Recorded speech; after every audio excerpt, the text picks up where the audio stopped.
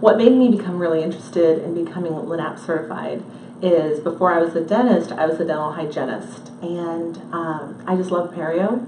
And becoming a dentist let me do more things, but I always want to do everything I can to help people keep their teeth. So it just seemed to be a perfect fit. So before I started this process, I was interested in what other things were offered, and actually one of the periodontists we referred to was using the periolays. And so I thought, wow, and I really respected him. So I thought, this is something I should look into, because a lot of patients didn't want to go somewhere else for their care. They wanted to get as much done at our office as possible. So that's kind of where I started and investigated and found out how great it really was.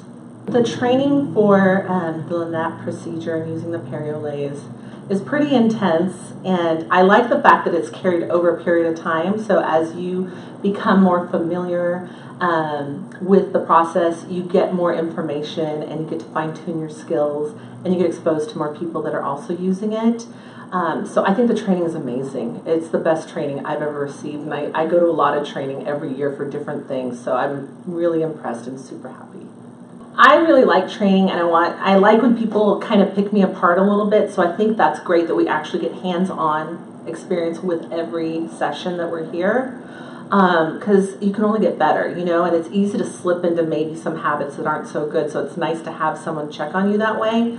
So that's probably my favorite thing, but also the camaraderie with other, I get exposed to mainly periodontists. I'm a general dentist, but it's nice to share information and experiences. It's really helpful.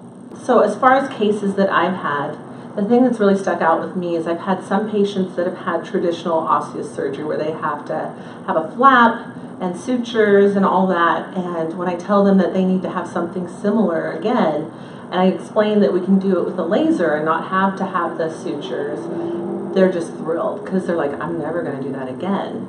And they're so happy that even down the road, as you see, maybe an area needs a little retreatment, and I say, you know what, this one area doesn't look great, even though the other areas have healed fantastic, they're the ones saying, can we do that laser thing again?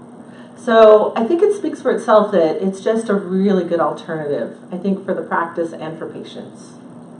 I think, because I was a hygienist before, hygienists tend to be really picky, just like dentists are, but in a different way, because you're removing calculus and trying to create healing where every day it's kind of going the opposite direction that you want it to go. And so I think over time I've seen how effective it is. I had one case, though, that made me a little nervous. They had just tons of calculus, just huge boulders, and I knew my hygienist was going to see that patient for recare. I'm like, God, I hope I got it all.